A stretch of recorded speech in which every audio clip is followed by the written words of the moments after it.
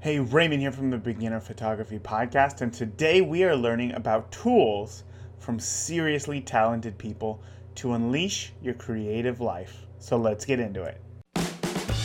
Welcome to the Beginner Photography Podcast with Raymond Hatfield, the podcast dedicated to helping you grow your photography skills. Raymond interviews the world's top photographers in their field to ask questions that will get you taking better photos today. Now, with you as always, husband, father, home brewer, LA Dodger fan, and Indianapolis wedding photographer, Raymond Hatfield. Welcome to this week's interview. As always, I am Raymond Hatfield, your host and Indianapolis wedding photographer. This has been quite a week here in the Midwest. It has been extremely hot. There's been a lot of time spent indoors, and when you have kids who kind of have to stay indoors because it's almost unbearably hot outside, you really don't get a lot done throughout the week, I've realized. So I am ready for it to cool down for sure, but I know that this has affected, I think they said 220 million Americans, this heat wave that we got going on. So if you're out there and you're listening, I'm with you. I'm with you here today. So hopefully soon it'll cool down and it'll be a lot more comfortable.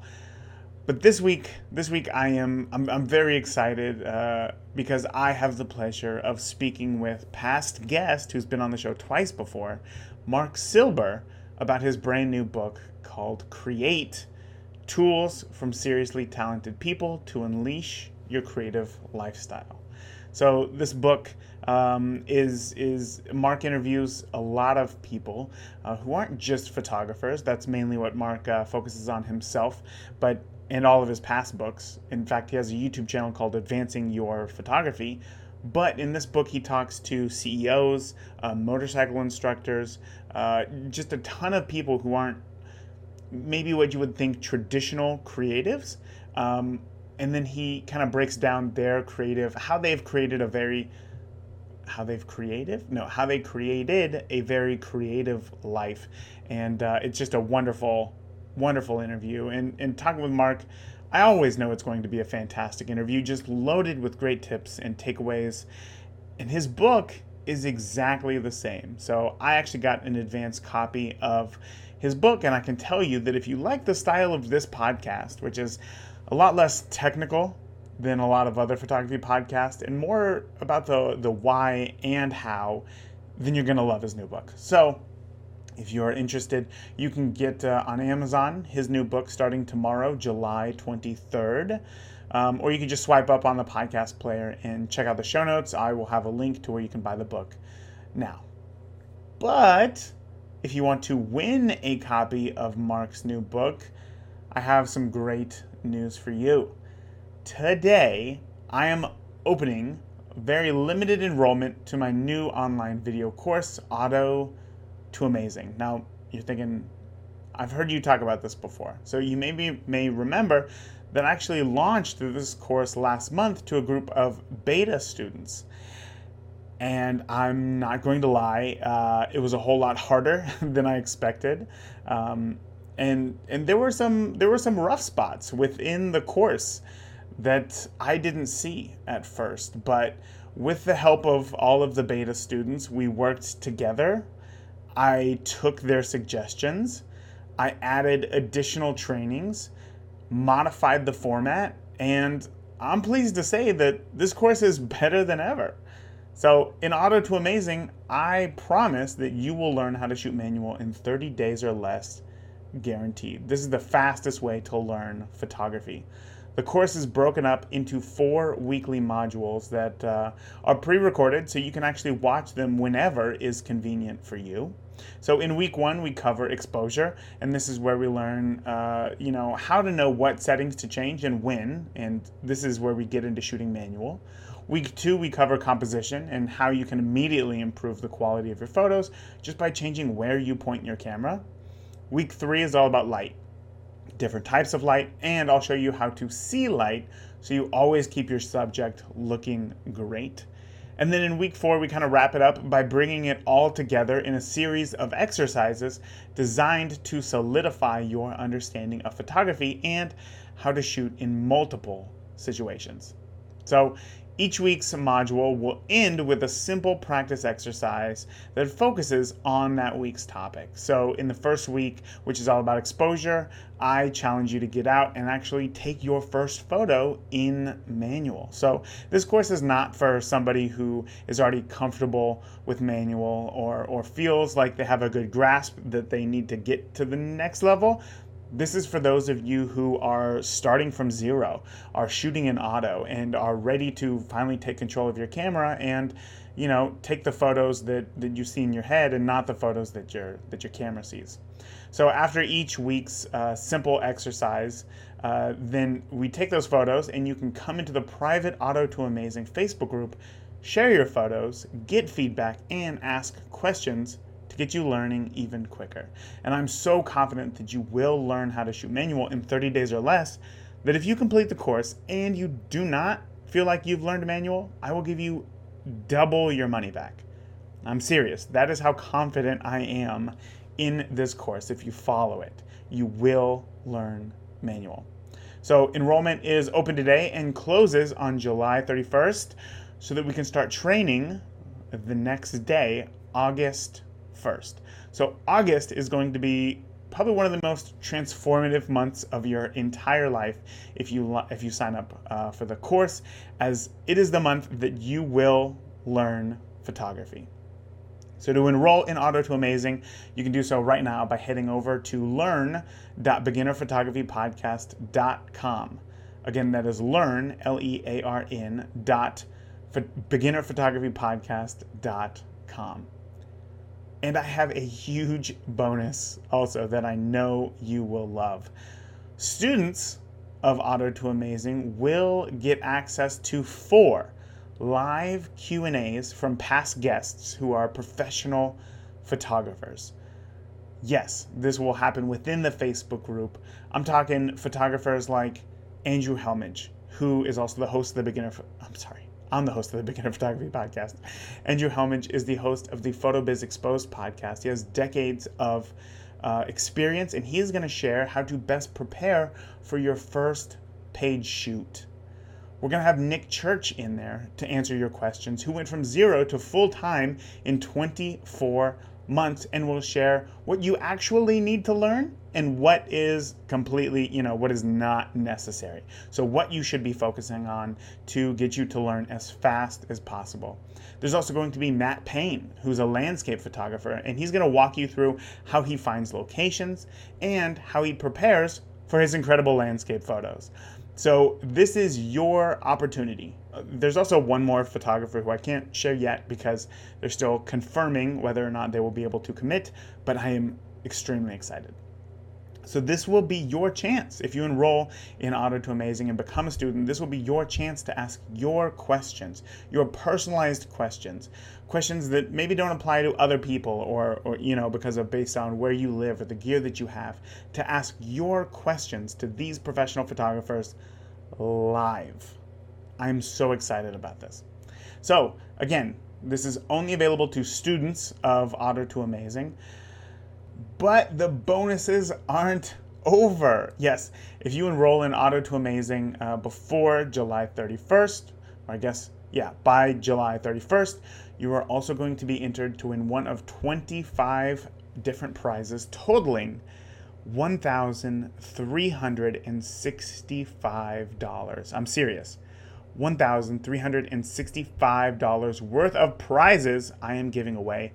Prizes like today's guest, Marc Silber's brand new book, Create: Tools from Seriously Talented People to Unleash Your Creative Life.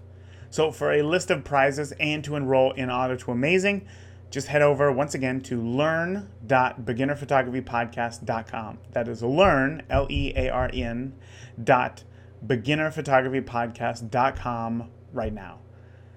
I really hope that you can tell how excited I am about this course. So much work went into it, and I truly want to see each and every one of you succeed in wherever you want to go with photography. So again, if you want to enroll in Auto to Amazing, just head over to learn.beginnerphotographypodcast.com. Okay, that is it for now. How about we get on into this week's interview with Marc Silber. Today's return guest is a listener favorite.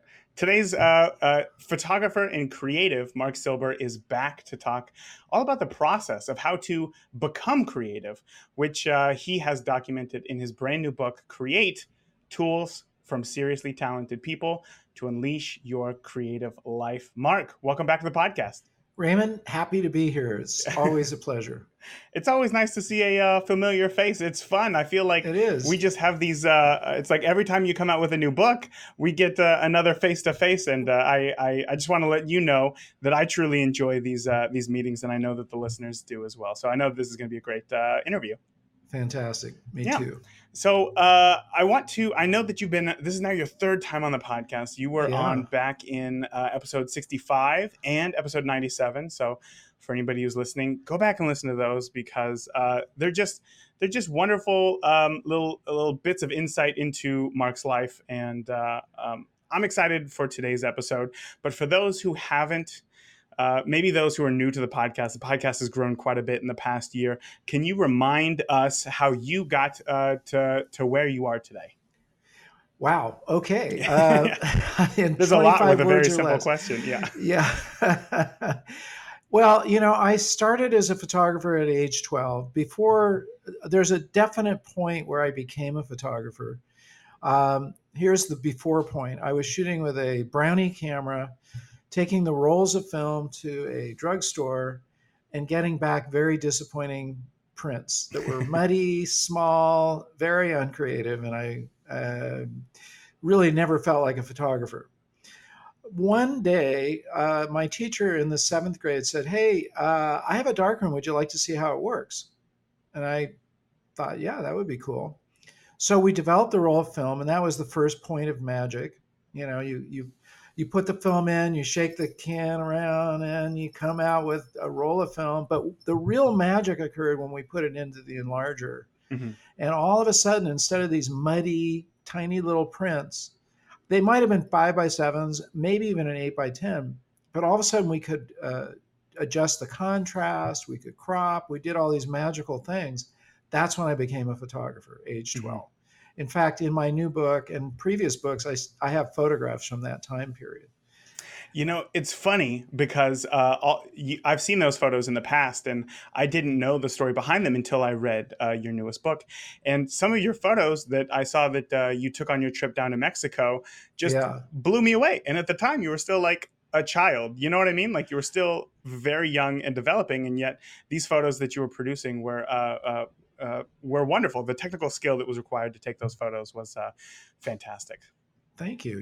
They even surprised me because not even, well, I was 17 years old, and even yes, I had the technical skills down already by then, but really I can see that I put these people at ease because when you go to especially a third world country, a lot of times you just get these very stiff poses as soon as you pull out a camera, or worse, I've had people shake sticks at me for come right after me with a stick. But because there's a feeling that you're going to capture their soul, right?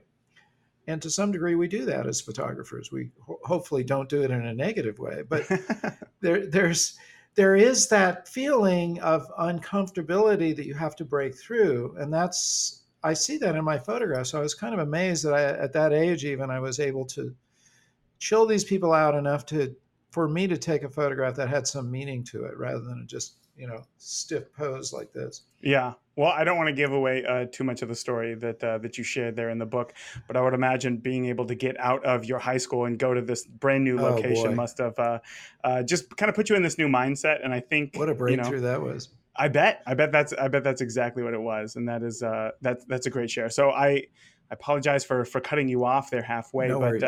So you started very young, and then where did it go from there? Well, I, kept honing my own skills, largely self-taught as a photographer. I did go to the San Francisco Art Institute, which, the main thing, the takeaway from that was all of a sudden I was into the world of other photographers. Because before that, it was kind of just me and my own little universe, showing my work. And now I'm in a more of a competitive situation. you're dealing with a lot of other really good photographers. You're getting critiqued, and that started to sort of proof me up to what it was like to be a professional photographer. And from there, I just kept my own learning process. I actually went in, and I talk about this in the book, I went into a completely different direction and came back to photography in the early 2000s when digital was just starting to become something that you could actually employ as a Hmm. tool rather than a kind of a toy. My first camera was 3.5 megapixels, So, it wasn't a very serious camera. But then Yeah. in 2005, I really jumped into the digital world and so had to really train myself all over again. Yeah. And then from there, I learned video and became a videographer and a video producer. So I just kept going on that same path. And that's how I ended up doing my YouTube show of, the many, many photographers I interviewed over the years, which I'm still doing. And Yeah. my books have grown out of those conversations to a large extent. Yeah, it's funny. That's kind of where I was going with my next question here. Is that like you are a photographer? Like that's where it all started for you. This kind of journey of creativity. But in your book, you don't exclusively interview other photographers, Right. which I enjoyed a ton to be able to hear everybody else's take on creativity. I want to know. Well, I guess first, can you tell me a little bit about the book, and then where did you come up with the idea for the book? Okay. I'm not even sure where I came up with the idea. It just sort of bubbled up. I believe it was, for me, it was the whole transition from, okay, I feel like I've talked about photography enough at this point. I want to talk about the bigger picture of creativity, because really a photograph is a way of communicating. It's one means of communicating what you feel or what you see, but there's a lot of other ways to do that. And I'm kind of involved in many different forms of creativity aside from photography. So I just decided to tackle this subject kind of head on. My process at this point is to take the subject and take it apart as best I can, but then to augment that, my own learning process and what I've come across with interviews from other people that I admire in one way or another. And that's basically the same approach I had with this book. So I decided, and a book is an interesting thing. It kind of develops as you go. Yeah, you should put an outline together and you should try to follow that as best you can. But it's a big work in progress. And I can sometimes, imagine. yeah, it develops as you go. And partway through, I decided, wouldn't it be cool? Because I knew I was going to do some interviews, but I thought, Mhm. wouldn't it be cool to get a wide variety of different creatives, so that I wasn't just talking to photographers, I was talking to musicians and um, other digital artists, and even a friend of mine who's a serious motorcycle racer. These are all different forms of creativity, and I thought it would be interesting to see what the commonality was. So that was my premise, and it paid out. We did find certain common denominators, certain things they had to overcome that were very similar from person to person. And to me, it was a delight. Every time I did one of these interviews, I was learning something too, Yeah. which has always been the case for me. I'm going to take a little sip here. I love that because that's always been kind of like the thesis of this podcast. Yeah. You can only learn so much from like actually doing something, and you can be like really great at it, but it's not until you get kind of the collective mind of a society that you can really learn and grow and expand on these new creative ideas. And I think that's why I resonated so much with the book. I truly did take away a lot from it. And in fact, my favorite interview for sure was when you were speaking with your friend Keith Cole, for sure. It was Yeah. just really insightful, as somebody who has ridden motorcycles before, as somebody who also photographs, to see how the two connected uh, really, really expanded my idea of exactly what creativity is. So, Yeah. um, really fun book. Well, thank you. I Yeah. think the other thing, Raymond, is that, as photographers, we shouldn't just divorce ourselves from other forms of creativity. And you'll find many truly outstanding photographers have also been multi-talented. Ansel Adams is a good example. He was a classical pianist. In fact, I did not know he, that. yeah, as a matter of fact, he was groomed to become a professional pianist, and he then found photography. So he fell in love with photography. He had to make this decision, which way was he going to go, because he knew he really couldn't pursue them both professionally. And he decided to go with photography, yet he continued to play piano. And he wrote, and he was involved with other creative skills than just photography. Another one of my mentors, Henri Cartier-Bress, also became a filmmaker and also a pen and ink artist. Uh, I think he just transitioned to the point where he wanted a little more challenge. And Hmm. I do believe that happens with some photographers. They get to a point where, okay, I need a bigger challenge. And for him, it was drawing and pen and ink. Wow. But no matter what the skills are, there are these common points, which is what I try to put together in the book. That's kind of interesting, hearing everybody else's take. Now, you interviewed quite a few people for your book. Yep. I want to know, because you interviewed a lot of non-photographers, I want to know who surprised you the most with maybe one of their answers. To me, the most startling and the most kind of insightful interview is with a photographer, but he's not known, he's not a pro photographer, and that's Chris McCaskill, Mm, who is one of the, he and his family founded Smugmug, which has now become huge. really, really huge, and they ended up acquiring Flickr, so they're kind of the biggest in the industry. But Chris's interview, I knew something about it because he had told me this story kind of while we were setting up for a workshop. He sort of told me little bits and pieces of this story, and I couldn't believe it. I always thought I wanted to come back and find out more. But basically what happened was he grew up on the streets of Oakland, homeless.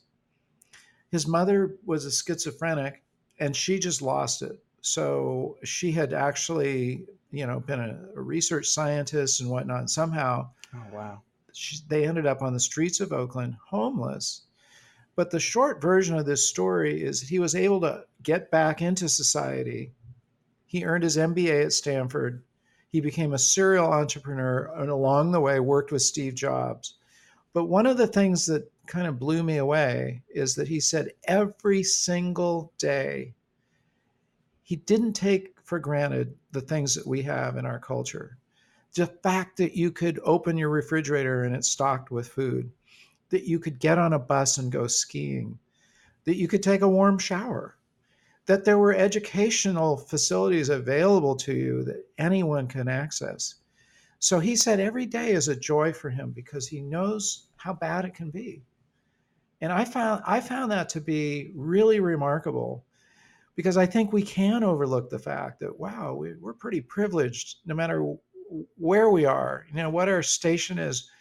As a whole, as a culture, we're pretty privileged, and we can forget that a lot of people aren't living that way. Sure. And overcoming that is pretty remarkable to go that far. So that's really interesting. Do you think that it's because of his now? Obviously, you can't speak for him, but do you think Yeah. that he got that point of view because of his of being homeless and having nothing? Oh, absolutely. Hmm. He went from homeless to a kind of an upper middle class family.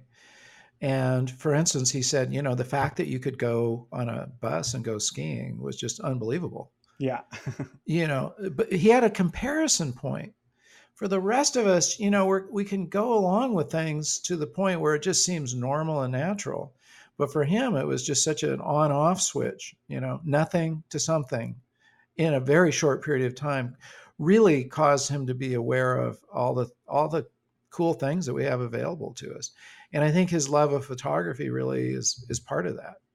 How do you equate that mindset to I don't want to say being more creative, but adding creativity into somebody's life? Does that make sense? Does that question Yeah. have Well, substance? I think so. And Okay. I think it's kind of the story of most of these interviews.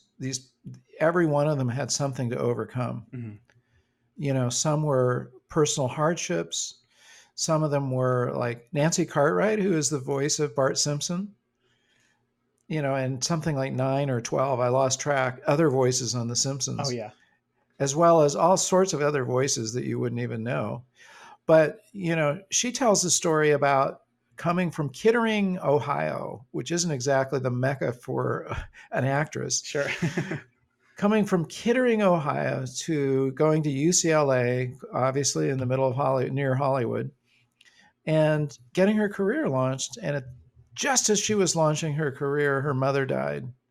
And it was a huge setback and a huge turning point for her. Do I go home? What do I do? I mean, what am I doing now? Her mom was obviously a really important part of her life. Mhm. And then just after that, her brother died. So she was hit by these two really traumatic experiences that could have thrown her off track. But she realized the importance of, even to honor them, to remain on her creative path. And I'm not exactly directly answering your question, but I think that the answer is that each of us has to overcome certain things. We've all got, whatever it is, financial or emotional or inner demons or whatever, that we have to push through and push over and push past to achieve the goal of being a creative. And it's not just a finger snap, it's something you have to work at. Yeah. Well, that's funny because I think before I read your book, if you were to ask me where creativity came from, I probably would have said a place of pressure and like, out of spontaneity. But Yeah. now, after reading your book, I can now see like that I was looking at it all wrong. What do you think are some other misconceptions that people have about creativity? Raymond, I think the most common misconception is I'm not creative. So, Yeah. some people are. You're born creative. You're born with a paintbrush in your hand. Pablo Picasso. It's like he must have been a great artist from age 2. Or Chase Jarvis was a stellar photographer and had no hardships or whatever. Or Chris Burkhardt, it just became an overnight success. If you're Yeah. familiar with him on Instagram. But let's take Chris as an example. He said it was a lot of work. It was like a 10-year overnight success. Yeah. And you work hard at it and you persevere. And I think the most common misconception is some people have it and some people don't. And I don't believe that's true. And a number of my guests said the same thing. I believe everyone has some area that they can be creative in. And let's expand the idea of what creativity means. It doesn't just mean being a great photographer. It could be in any form of art, including life itself. I believe that, somebody who's a great cook, that's creative, obviously. You're making something, which is what creativity means. Mhm. You're creating something out of raw material. And you're using your imagination to put it together, which is what you do with a photograph, or you do with a painting, or you do with decorating your house. So the key, I believe, is this: find your passion, find your area of creativity and roll with it. And then just expand from there and know that you do have the ability to be creative no matter what it is. So that to me is the most common misconception. I love that. And I want to share a personal anecdote real quick. Yeah. And that's every year I have a pretty short wedding season. I don't like to book too early. I don't like to shoot too late. And I always find that like I'll have a good year. And then come, May, when it's time to start shooting again, I feel really, really rusty. And when I get out there and Uh-huh. start shooting, it's nowhere near as good as the photos that I take towards the end of the year, like October, when I've done that practice, when I've put in the work, and when I've, just made that time to be doing more photography. So I can vouch for that statement right there, is that you're either born with it or you're not, because Yeah. in May I would say, oh, what am I doing? Like, people are going to find out I'm a fraud. But in October, I'm like, I'm feeling good. Like, I need to be You're doing on more of top of this. it. Yeah, exactly. Yeah, Exactly. it's interesting because that kind of ties in with the whole cycle of creativity that I go over, which might be a good point to just touch upon that. Absolutely. So at the starting point, at the center, which actually never ends, is the idea of visualization, which is your vision for whatever it is you want to create. if you're a wedding photographer, you have some vision of the wedding. You have some idea of who you're going to take photographs of. You have a shot list. You have a style that you've already visualized that maybe you've talked over with the couple. That's your visualization. Ansel Adams said it's the most, or he actually said it's the key to a photograph. So he was somebody who talked about visualization all the time, because if you just press the shutter without visualizing first, you're missing that whole artistic process. You become a recorder. Yeah. Yeah, you're snapshotting and you're recording rather than creating. The second step in the creative process is knowing your tools. And what you described is, if you're a little rusty, you got to kind of get back into gear with your tools, right? And we all have to do that. Unfortunately, you leave something sit there on the shelf for a while, and you got to get back into the groove of it. Absolutely. But knowing your tools is incredibly important. Bob Holmes said, don't let the camera get in the way of your photography. I love that. And, we've all had that happen. We've had the camera get in the way of our photographs. So you got to know your camera so well that it doesn't get in the way. Then you work your craft. You get into production. You do whatever it is, whether it's photography or shooting film or writing a book. It's just work. It's a job. Not in a bad way, but you have to look at it like that. Writing a book, you have to sit down every day and write. If every day you don't write, the book doesn't write itself. Wouldn't that be nice? It would be nice. Photographs don't take themselves. You take them. So it's making sure you have a schedule, a work schedule, and overcoming the biggest barrier that I believe the biggest excuse would be time. Yeah. And I devote a whole chapter to overcoming that barrier. But from there, you edit and you refine. We all have to, obviously, I never let a photograph go anywhere without editing it in some way. I'm sure you're the same way. Oh, yeah. It doesn't go on Instagram from my camera. Yeah. It goes via Lightroom and then it goes to Instagram. But editing has all sorts of different forms to it. There's editing in terms of how to put a body of work together. There's editing your writing. There's editing even your life, cutting out those things that are distracting.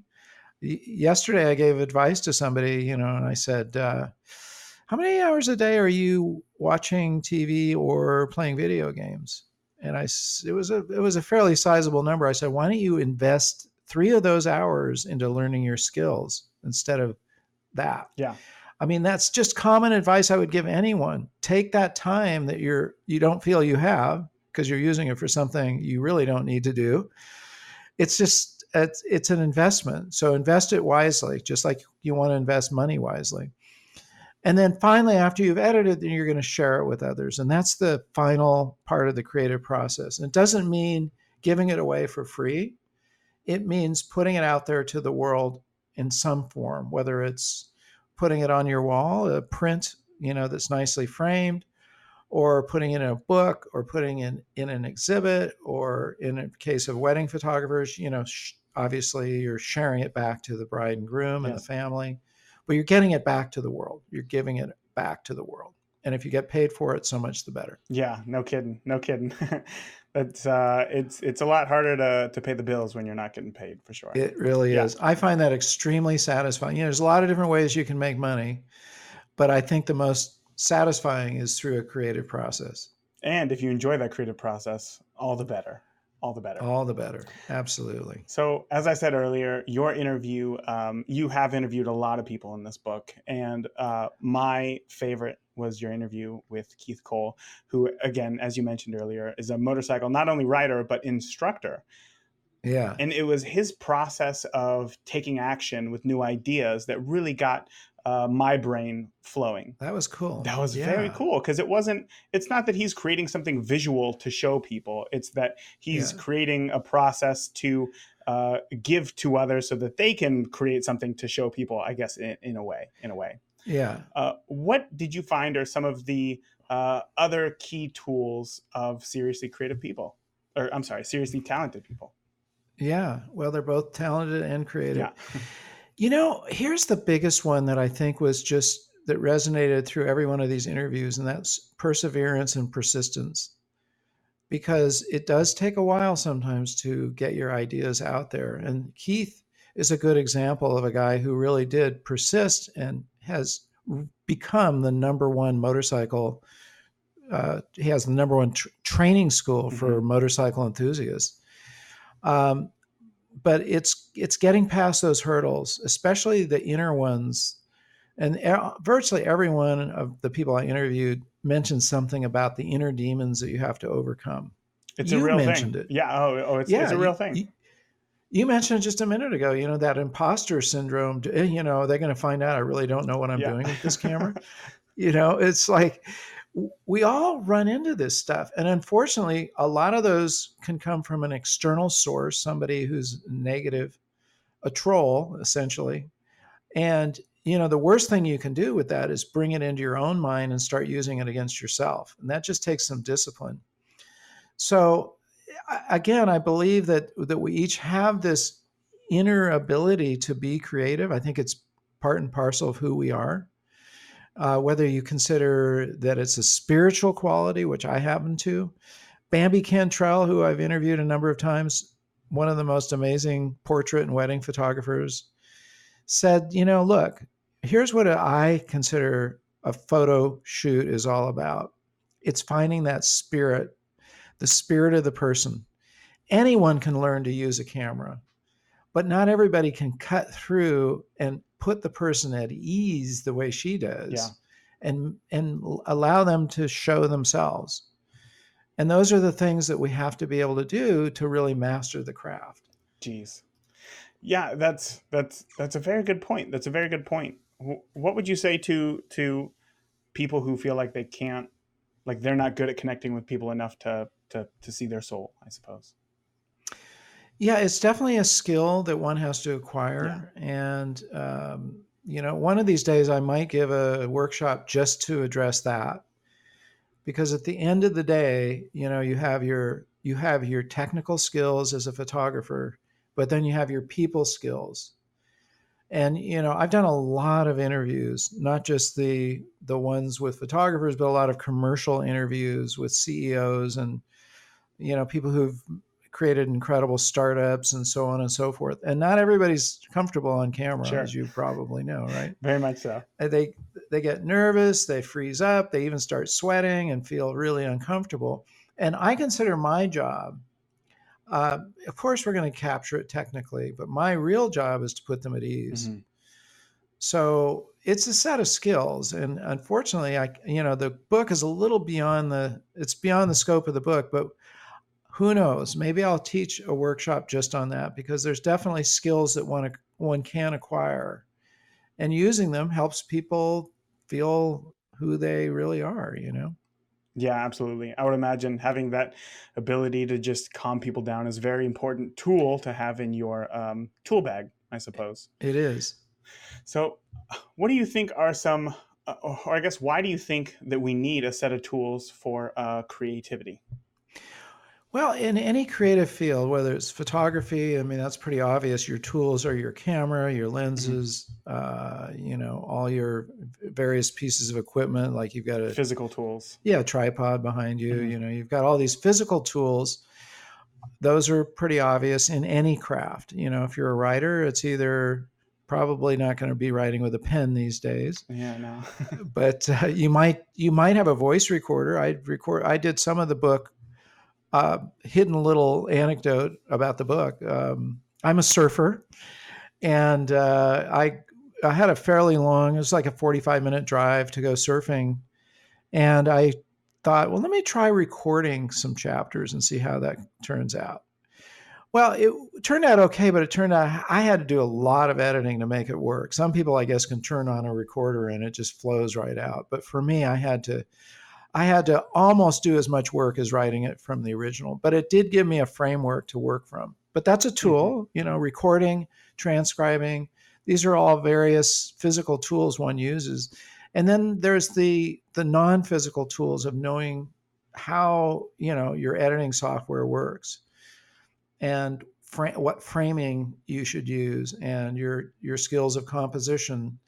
These are other tools. You've got to know all those tools because they're all part and parcel of how you're going to create something. I walk into a kitchen. There's about 3 meals I have that I can do really well. Oh, I've maybe 5. Maybe I could bump it up to 5 if I really had we'll say to. 5. Yeah, we'll make it sound good. It's Let's fine. say there's 5. I can make incredible pesto. Hmm. I can barbecue great chicken. I make great salad, and the list kind of dwindles out from there. But at least I can get away with it, and people think, wow, he's a pretty good cook. Well, yeah, Sure. with those 3 meals.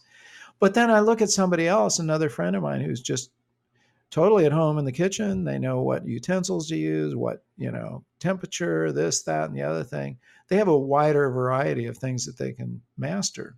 So knowing those tools is, it's just an extension of your skill set. Mhm. Because remember what creativity is it's basically making something out of nothing or out of raw materials. First, you have to visualize it, but then once you visualize it, you got to put it together. So, there's all sorts of ways to do that. Yeah. I don't know if you've seen that, I don't know if it's a new show. Maybe it's an old show on Netflix called Fat, Acid, Salt, and Yeah. Heat. That there was one episode specifically where the host, and I forget her name, if she's listening, I apologize. She's not listening. Where she goes and she's in Italy, and she is creating pesto like from scratch with somebody who's been doing it for like generations.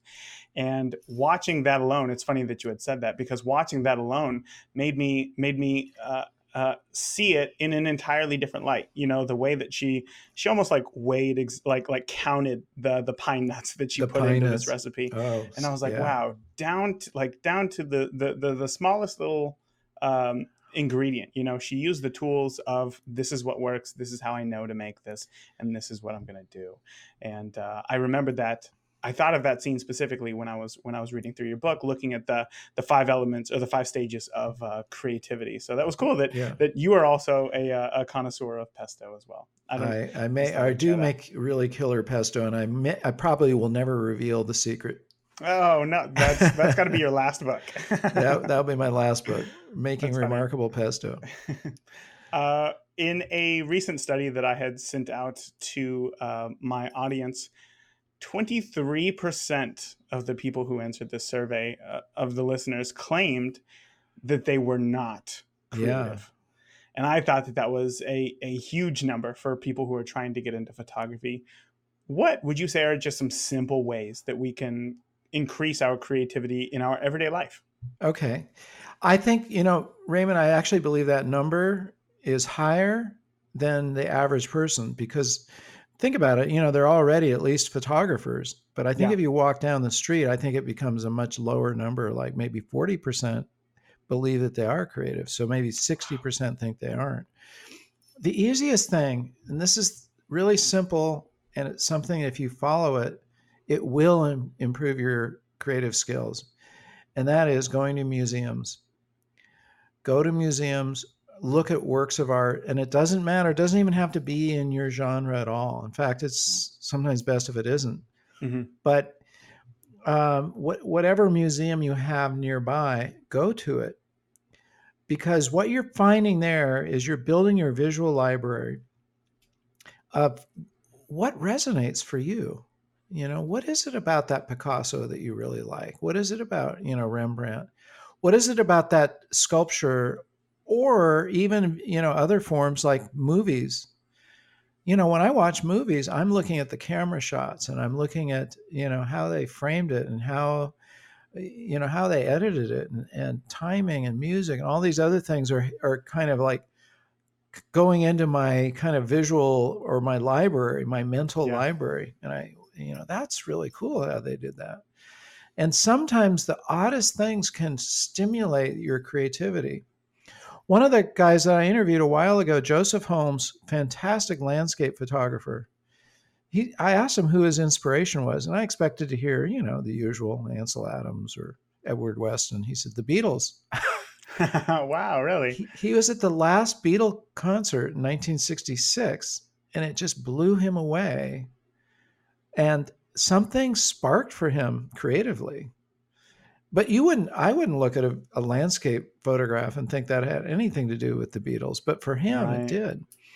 So that's the simplest thing. Just set out a course of following, various artists and going to museums, looking at them, but really go past, wow, I like this, I don't like that.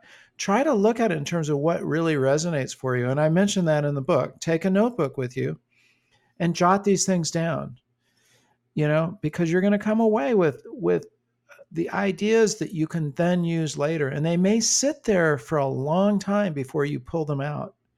It might be years, but you go, I remember something that Leonardo da Vinci said. This is actually pretty cool. He said, go around and walk around and look at people. Look at them in all sorts of situations. Look at them when they're angry. Look at them when they're upset. How do they move their hands? What do their feet look like? What does their facial expression look like? That's just material that you can kind of, again, plug into your understanding of how people really react in life.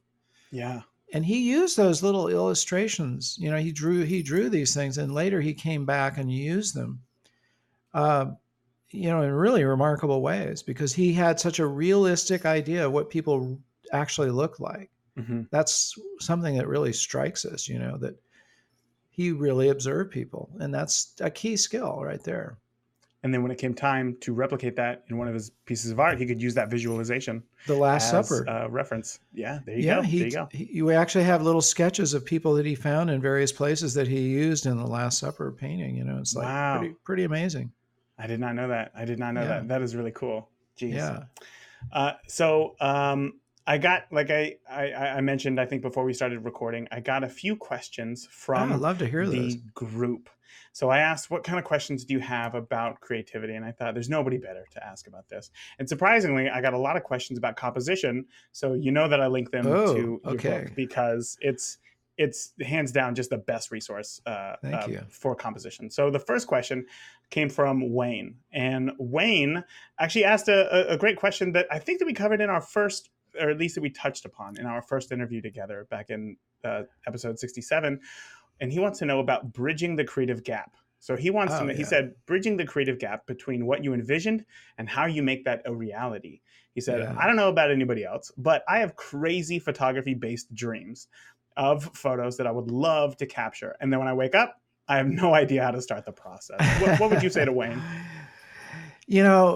Wayne, that's a really good question. That's a discussion I had with Chase Jarvis back in 2008.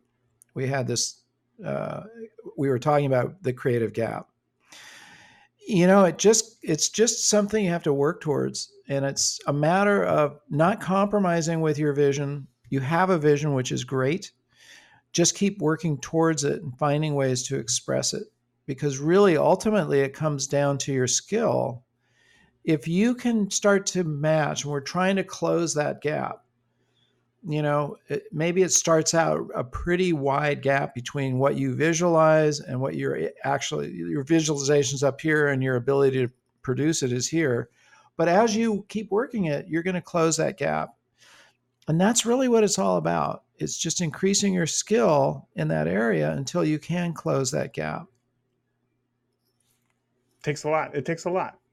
And I think that one thing that has helped me in the past when I've had an idea for a photo is taking your advice, just having that notebook, kind of writing it down, thinking about, well, what would I say to the person in front of me to get them to look the way that I want to, and able to know what I want to say, I have to know exactly how I want them to look. And there's where that visualization comes in. But exactly, at the end of the day, like it's all just like putting in the time behind the camera, doing the work, getting to know everything about your camera situation, how it reads light, so that when the time comes, you're just that much closer.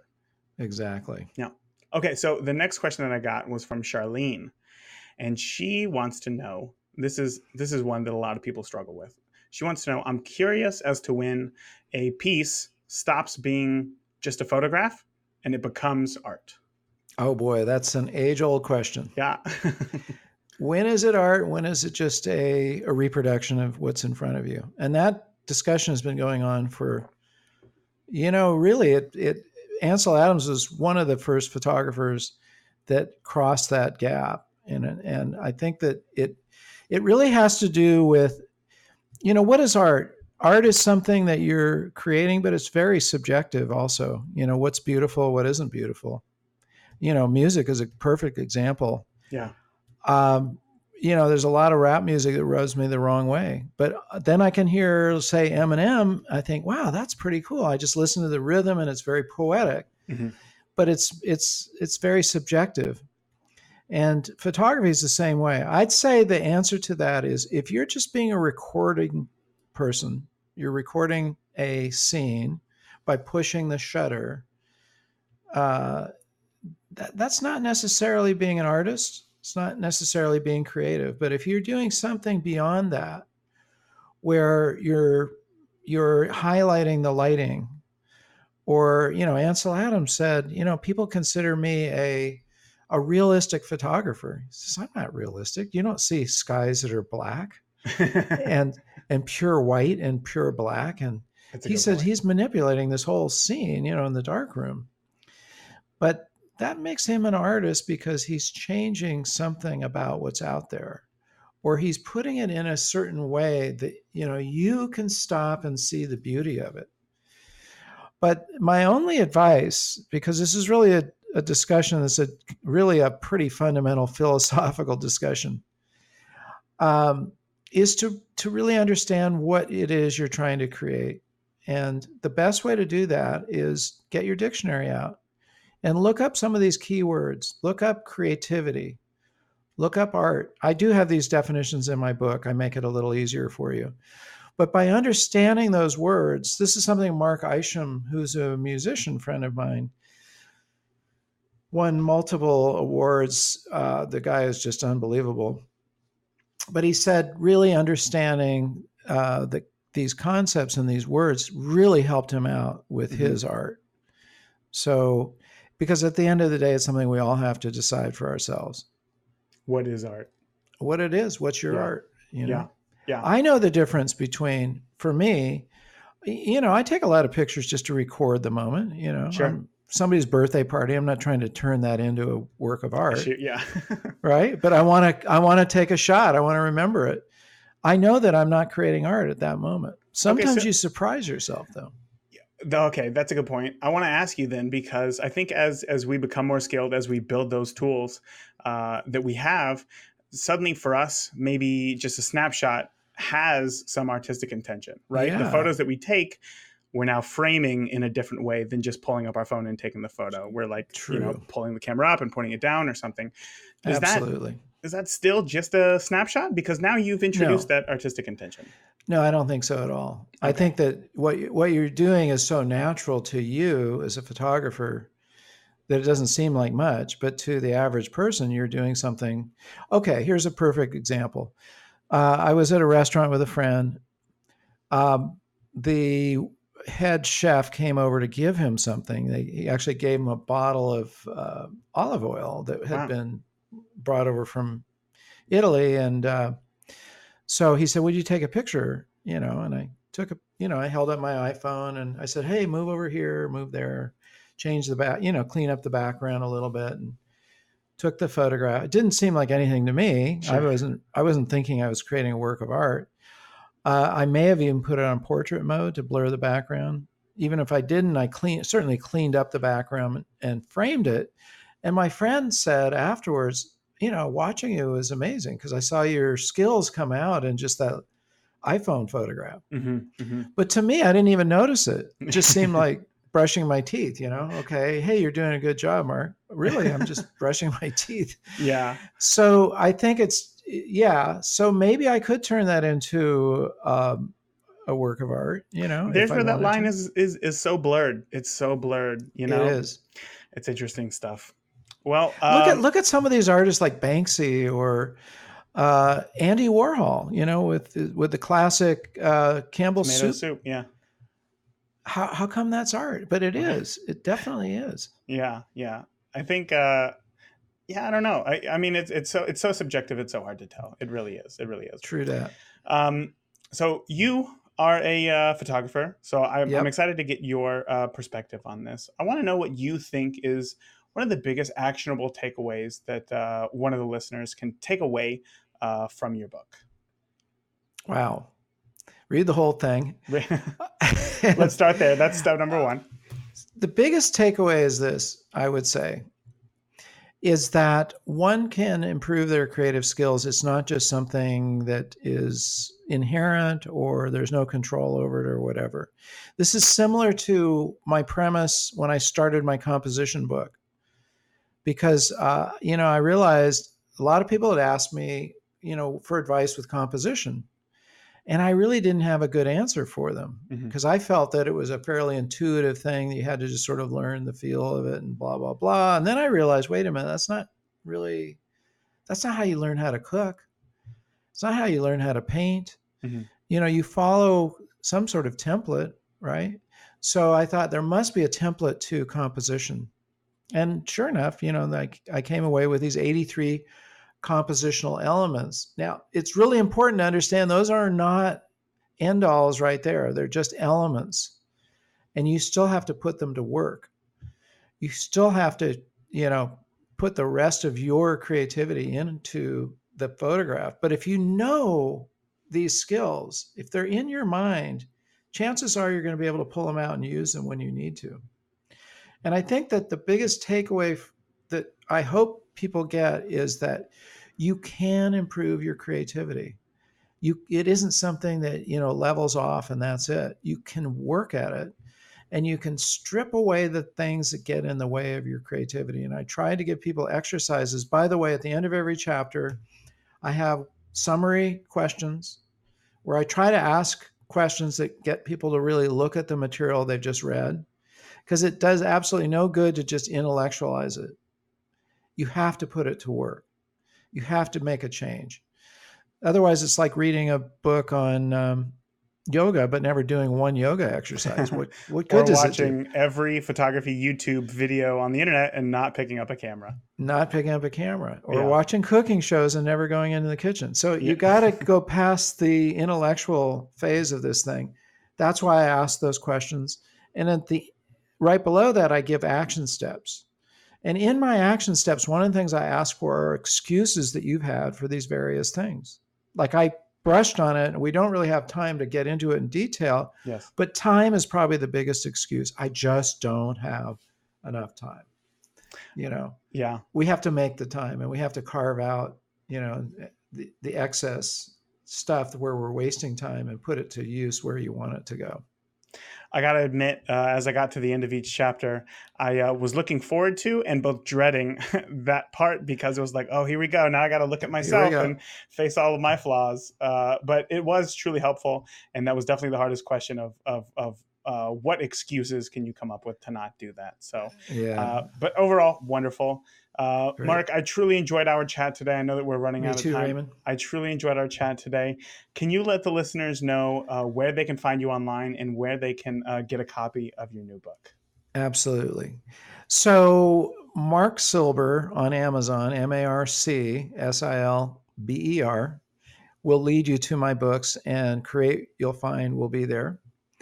Or probably better yet, go to my website, silberstudios.com, and that's SILB as in boy, ER, studios.com.